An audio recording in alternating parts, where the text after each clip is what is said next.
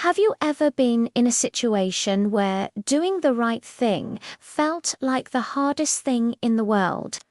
A time when the pressure to conform was so intense, it felt like you were standing at the edge of a cliff. Today, we're rediving into an ancient story that's just as relevant now as it was thousands of years ago. It's a story about three men who faced an impossible choice: bow down or burn. Imagine this scene: the mighty Babylonian Empire ruled by the powerful King Nebuchadnezzar. He's a king who's used to getting his way. One day, he decides to build a colossal statue of gold, towering 90 feet high. It's a magnificent, gleaming monument to his own power and authority. He gathers all the important people from across his kingdom: princes, governors, captains, everyone who was anyone. The command was simple and absolute. When you hear the sound of the orchestra, you must fall down and worship this golden statue. The consequence for disobedience: it was terrifying. Anyone who refused would be immediately thrown into a blazing, fiery furnace. The music starts to play, the sound of horns, flutes, harps, and lyres filling the air. As the music swells, a wave of people falls to their knees. Thousands of officials, all bowing in unison before the golden image. It must have been an overwhelming sight. The pressure to just go along with the crowd to save your own skin would have been immense. But in this vast crowd, three men remained standing. Their names were Shadrach, Meshach, and Abednego. They were young Hebrew men who had been brought to Babylon and had risen to positions of authority. But more importantly, they were men of unshakable faith. Their loyalty was not to a golden statue or even to the king, but to their God. They knew that their faith commanded them to worship God and God alone. Of course, someone noticed. It didn't take long for some of the king's advisors, perhaps jealous of their positions, to run to Nebuchadnezzar. "O king, live forever," they began. "You made a decree that everyone should worship the statue, but there are three men, Shadrach, Meshach, and Abednego, who have ignored your command." King Nebuchadnezzar was furious. He summoned the three men before him. I can only imagine the tension in that room. The king, with all his power and rage, facing three defiant young men. He gives them one more chance. "Is it true?" he demands. "If you are ready to fall down and worship the image when you hear the music, very well.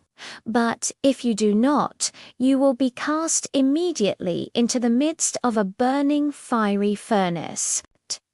And what God is there who can deliver you out of my hands?" This is the moment of truth. Everything is on the line. Their careers, their lives, everything. What would you do? What would I do? Their response is one of the most powerful declarations of faith ever recorded. They looked the king in the eye and said, "O Nebuchadnezzar, we have no need to answer you in this matter. If this be so, our God whom we serve is able to deliver us from the burning fiery furnace, and he will deliver us out of your hand, O king." But then they add a line that shows the true depth of their trust.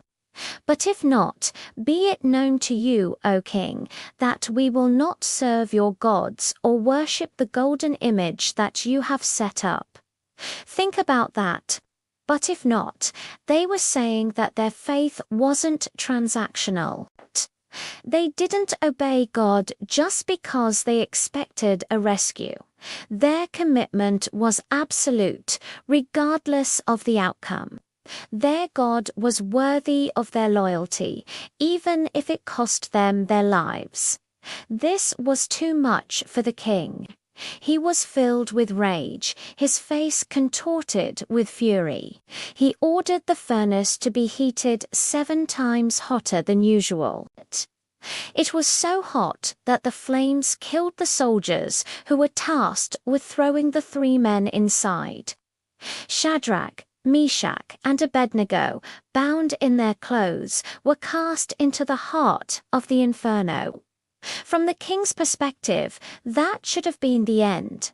But then something astonishing happened. Nebuchadnezzar leaped to his feet in amazement. He turned to his counselors and asked, "Did we not cast 3 men bound into the fire?" They replied, "True, O king." He exclaimed, "But I see 4 men unbound, walking in the midst of the fire, and they are not hurt, and the appearance of the 4th is like a son of the gods." The king himself went to the door of the furnace and called out, "Shadrach, Meshach, and Abednego, servants of the Most High God, come out." And they did. They walked out of that furnace in front of everyone. And here's the miracle. They were completely unharmed. Not a hair on their heads was singed. Their clothes weren't scorched. They didn't even smell like smoke. The fire, which was powerful enough to kill the king's strongest soldiers, had no power over them. God hadn't just saved them from the fire. He had been with them in the fire. That 4th man in the furnace was a divine presence, protecting them in their darkest hour. This story isn't just about a dramatic rescue, it's a powerful lesson about the nature of true faith. Faith isn't the absence of fear or trouble. It's the courage to stand for what is right, even when you're surrounded by fire. Shadrach, Meshach, and Abednego teach us that trusting God gives us the strength to face our greatest fears. There, but if not, faith is a challenge to all of us. Do we trust God enough to remain faithful even when we can't see the way out?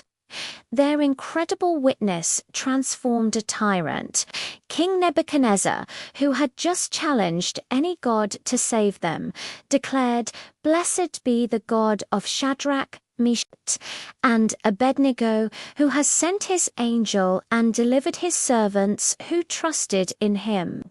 He then made a new decree. Anyone who spoke against their God would be punished. Their unwavering faith not only saved their lives, but also brought glory to God in a place where he was unknown.